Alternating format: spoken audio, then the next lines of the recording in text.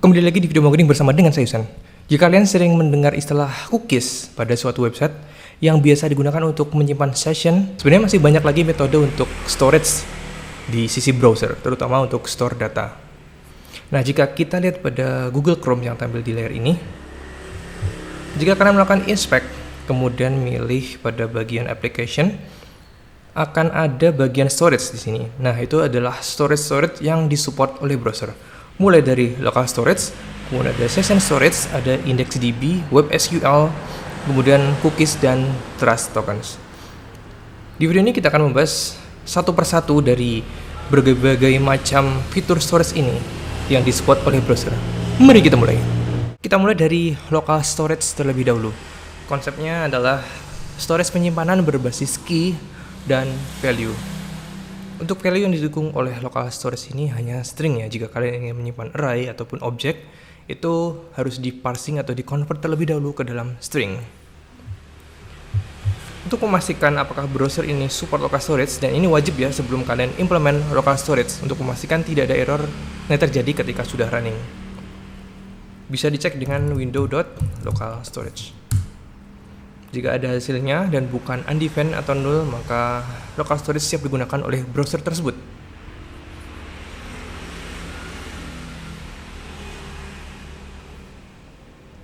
Nah, untuk sampel di sini saya akan menggunakan google.com saja yang sudah terkenal. Nah, berikut adalah google.com. Kita cek local storage apa yang tersedia di sana. Bisa dengan cek melalui terminal seperti ini, atau melakukan pengecekan melalui tab application, kemudian storage, dan pilih local storage. Pilih domainnya google.com berarti ini. Yap, ada cukup banyak di sini ya. Kita tidak akan utak-atik di sini. Untuk sampel di sini paling CRUD. Nah, untuk catatan, local storage tidak support update, jadi akan kita buang untuk update-nya. Untuk update data itu yang kalian harus lakukan adalah pertama set atau create baru kemudian di delete dan create lagi dengan key yang sama persis. Untuk materi local storage ini kami 100% ngambil reference dari websitenya developer.mozilla.org. Di sini sangat komplit sekali. Akan kita ikuti berdasarkan isi yang ada di sini.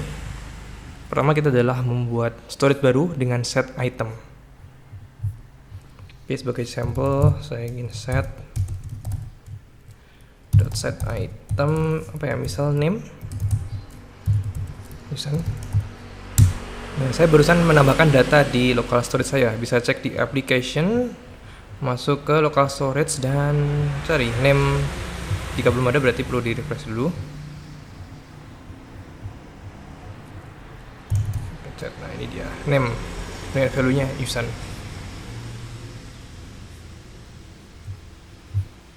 Coba kita kembali lagi. Di sini ada opsi untuk read ya dari code-nya dengan get item. Oke, local storage .get item, nama key-nya name, harusnya return-nya Yusan. Nah, kalian bisa langsung replace dari local storage yang tersedia. Misal kita replace name tadi ya, tapi dengan semisal objek seperti ini, apakah yang terjadi? Name first name aja.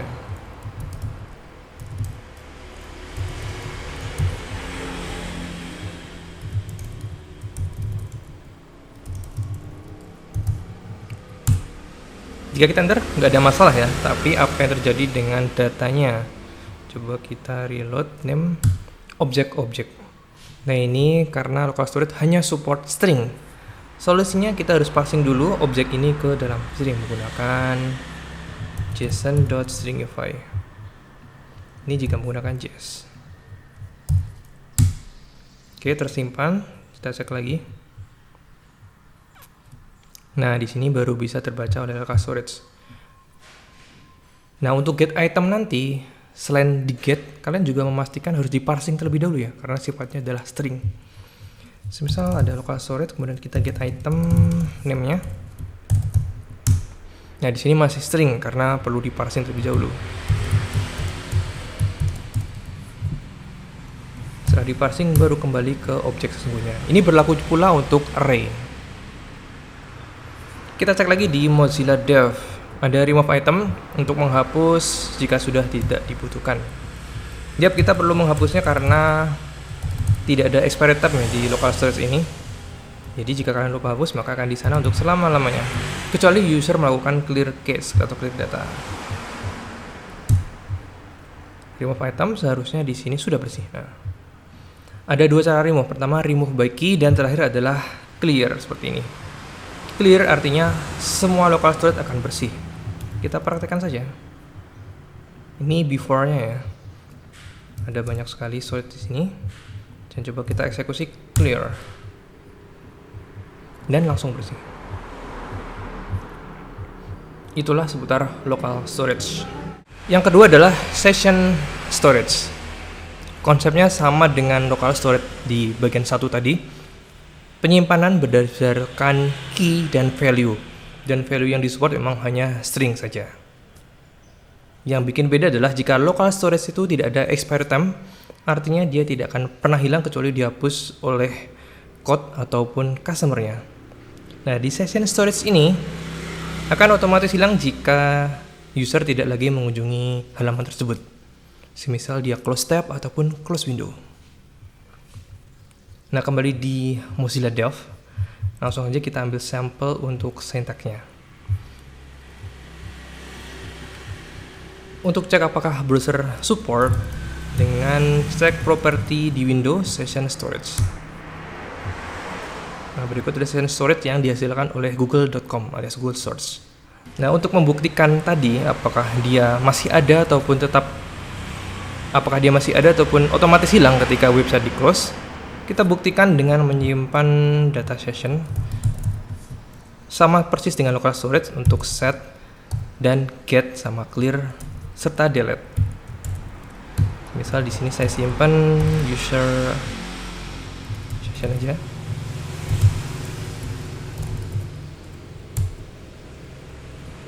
Wait, sepertinya saya salah sintak. Set item, sorry buat that. Di sini ada saya memiliki satu storage di session storage dengan key user session dan value user. Coba kita cek, harusnya ada di sini. Google. Nah, ini dia. Coba di sini kita buka dengan domain yang sama, yaitu google.com juga. Seharusnya tidak ada session storage ya, karena kita setupnya di tab yang lain. Google.com, terus kita inspect, masuk ke bagian application. Oke, tidak ada di sini. Tidak ada session storage yang seharusnya ada di tempat lain. Nah, ini dia. Nah, itu salah satu yang membedakan session storage. Kemudian jika kita close, di mana kita generate session storage tadi, dia otomatis sudah hilang. Tidak perlu set delete dari sisi code-nya. Hal-hal lain seputar session storage sama persis dengan local storage ya, seperti ada get item by key, kemudian remove item by key juga, dan clear untuk menghapus semua isi dari session storage. Untuk ketiga di sini kita memiliki IndexedDB. Nah, jika sebelumnya tadi ada local storage dan session storage itu lebih cocok untuk simpan data yang sifatnya simple ya, key value seperti ini. Nah, jika kita ingin lebih expert untuk store-nya, bisa dibilang se-expert kita menggunakan MySQL, kemudian ada Mongo dan lain sebagainya. Yap, jawabannya ada di IndexedDB ini. Oke, untuk konsep dan penggunaannya sendiri, IndexedDB itu mirip dengan transactional database ya, seperti SQL. Di sini kita bisa melakukan seperti penambahan tabel, kolom, terus query yang sifatnya rumit, dan lain sebagainya. Bahkan bisa support untuk data yang besar, hingga bisa menyimpan yang namanya file ataupun blob. Bahkan karena saking expertnya IndexedDB ini, Mozilla Dev pun memiliki dua halaman dokumentasi ya. Pertama untuk menjelaskan IndexedDB sendiri, yaitu di sini, dan seputar using IndexedDB. Ini fokus untuk penggunaannya alias getting started-nya. Nah, untuk penggunaannya itu juga cukup panjang ya stepnya. Untuk life cycle-nya udah sebagai berikut. Pertama kita open database-nya. Nah, setelah database teropen dan sukses, kita bisa utak-atik yang namanya object store. Ini bisa dibilang table. Selanjutnya bisa melakukan transaksional database bebas seperti apapun, untuk get, set, update, delete, dan lain sebagainya. Dan sisanya tinggal kita membuat handler, baik itu ketika sukses, error, dan lain sebagainya. Sepertinya dokumentasinya cukup panjang ya. Kita buat introduce-nya menggunakan sandbox. Sepertinya kita akan pakai Kotlin saja. Nanti kita otak-atik JS dan kita cek hasilnya di konsol. Sip. Oke, yang pertama itu adalah connecting database. Nah, sebelumnya kita cek before afternya. Before-nya tuh IndexedDB di CodePen adalah sebagai berikut. Ada dua ya, TestDB dan Dash doang. Ini nggak ada namanya. Ini kayaknya TestDB buatan saya kemarin untuk tes. Ini kita hapus saja, delete database. Nah, di sini kita akan buat database baru yang namanya TestDB. Untuk code-nya itu ada di bagian dokumentasi using IndexedDB. Dia ada di sini. Oh ya, sebelumnya kita tes dulu apakah IndexedDB tersedia di browser ini. Nah, ini tidak null atau undefined, maka siap pakai IndexedDB.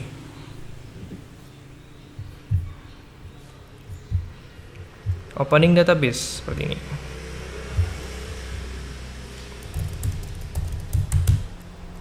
Untuk opening database cukup menggunakan with indexeddb.open, kemudian nama database-nya. Jika nama database-nya tidak ditemukan, maka otomatis dia akan buat create baru. Kita sebut saja testdb. Kemudian versionnya, ini version terserah kamu ya. Bisa 1, 2, 3, 4. Jika version ini berubah, maka otomatis ada handler sendiri untuk listen dan eksekusi jika ada perubahan version. Ini version tidak ada hubungannya dengan browser ya. Ini semacam versioning untuk database-nya, untuk developer dan sistem. Ini saya isi satu saja. Sebenarnya saya salah tempat, harusnya di JS ini dan oke, done. Karena open ini hanya dieksekusi sekali dan biasanya kan CodePen tiap refresh itu dia selalu eksekusi. Saya paste di konsol saja biar tidak bikin error. Dan seharusnya ada tambahan database baru di sini yang namanya TestDB. Ini dia. Kayaknya terbuat dua ya. Ini sepertinya karena saya create-nya di atas tadi. Di bagian sini maka terdeteksi cdpn.io. Saya delete saja. Jangan, yang delete itu yang bawah ya. Yang hasil dari konsol. Nah, seperti itulah untuk create database-nya. Selanjutnya apa lagi yang bisa kita dapatkan? Nah, ini adalah generating handler ketika create-nya tadi error atau success. Kalian bisa melakukan apapun di sini untuk retry ketika error atau hanya sekedar melakukan ini, menampilkan toas atau alert saja. Nah, ini adalah sampel handlernya dari sisi code untuk success dan error. Nah, kemudian di sini kita mendapatkan on upgrade needed. Ini bisa di-trigger ketika kamu upgrade version dari DB yang tadi kamu open. Semisal di sini saya open tadi menggunakan version 1 ya. Bisa kita cek lagi di application. Nah, ini version 1. Semisal di sini saya buat request open lagi. Request IndexedDB TestDB v2. Nah, ini sama dengan melakukan perubahan. Maka di sini akan ganti version 2 dan tiap kita utak-atik version ini dan menyiapkan handler ini, maka otomatis dia akan tertrigger. Kita konsol saja, console log db. Untuk version ini tidak bisa menggunakan float ya, seperti 1,1 sekian dan lain sebagainya. Pastikan angkanya sudah integer, jadi sederhanakan baik ke bawah atau ke atas, dan pastikan tidak sama dengan versi sebelumnya. Oke, request one karena kita typo, errornya besar.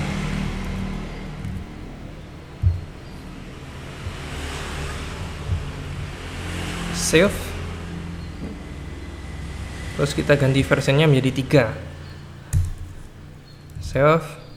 On upgrade need-nya akan tertrigger dan kita dapatkan konsol dari event target result-nya seperti ini. Ini adalah on upgrade need.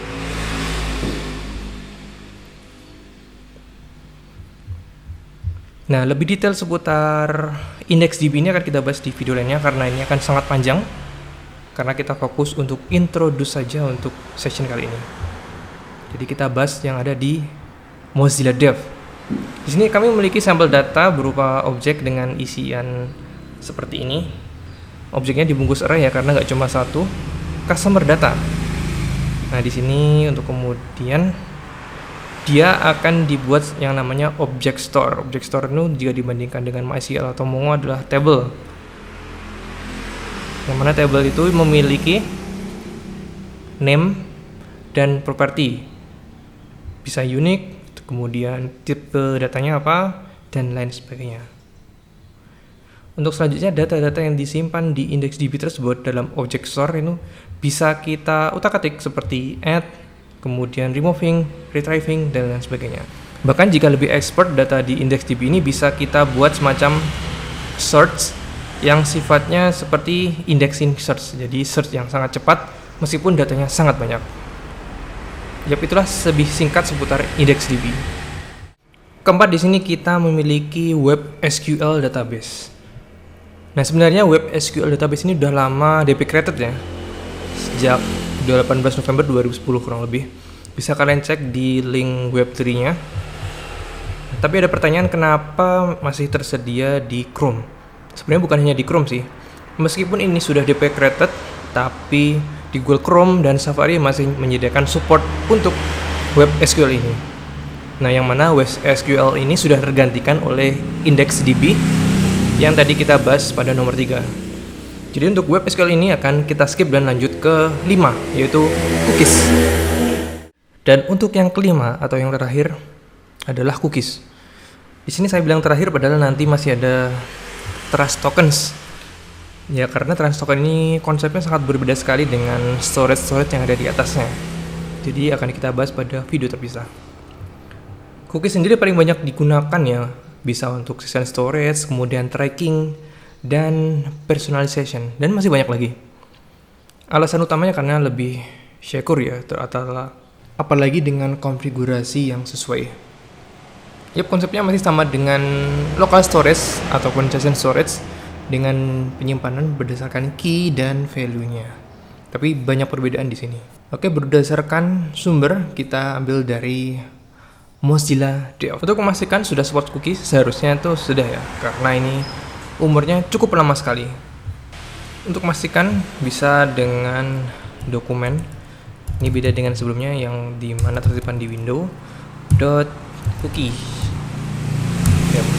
Ini cookies yang disimpan oleh google.com dan penyimpanannya juga dalam bentuk string ya, tapi stringnya berbeda, nanti kita jelaskan lebih lanjut.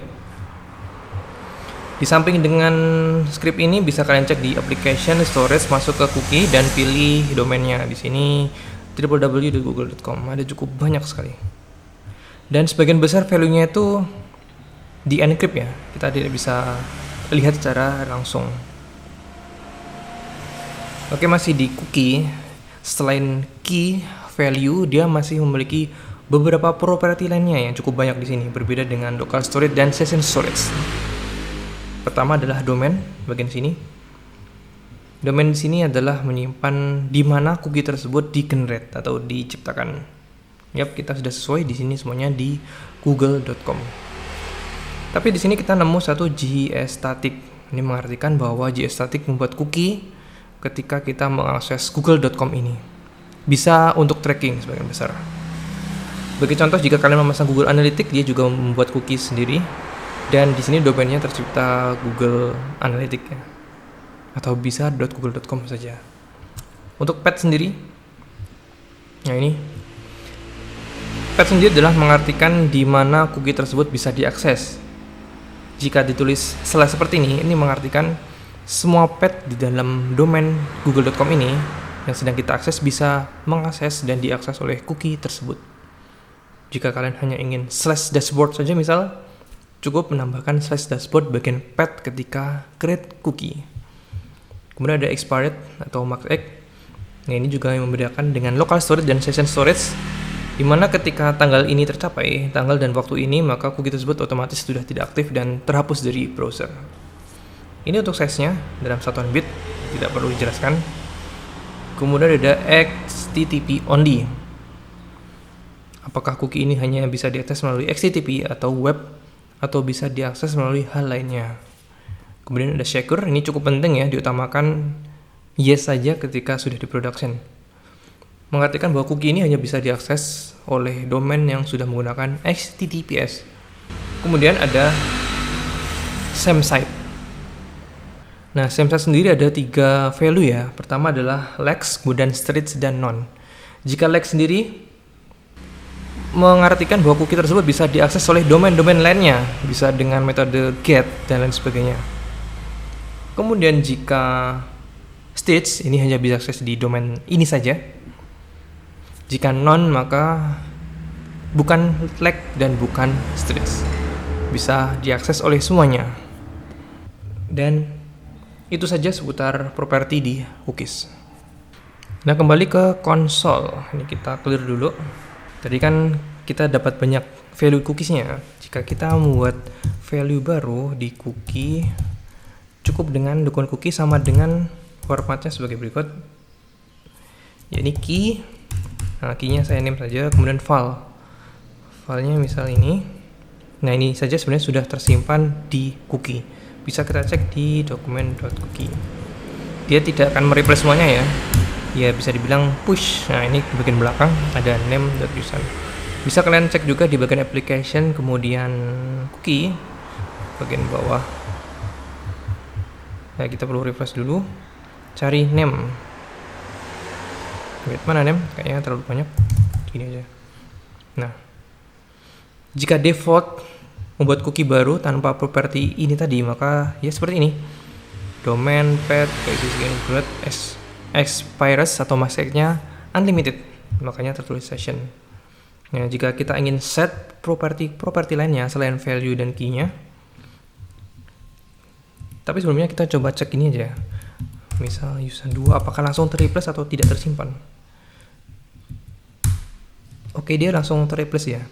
Yang tadinya user menjadi user 2. Nah, oke, di sini kita akan mencoba membuat cookie tapi dengan properti yang sudah di custom ya, karena kita kan tadi set default semuanya. Kita coba set untuk max age-nya ini plus 10 detik aja, kayaknya udah cukup ya. Bentar, saya lupa max age itu formatnya second atau millisecond. Ini ada di sini max age in seconds. Nah, berarti kita coba set 60 detik. Oke, berarti kini kita coba set 60 detik dengan membuat cookie baru dengan nama sama. Jadi nanti terreplace name user, kemudian max age-nya 60 second aja atau 1 menit. Terus gini 60 second ya. Atau 60 untuk sampel 60 second, coba kita enter jadinya apa? Ini usernya belum masuk, coba kita cek di application. Nah, ini, nah dia sudah terupdate plus 60 second. Oke, segampang itu untuk utak-atik cookie. Nah, cukup sekian seputar storage yang didukung saat ini oleh web browser. Ya, memang ini hanya basic saja ya, bisa dibilang introduce seputar storage ini.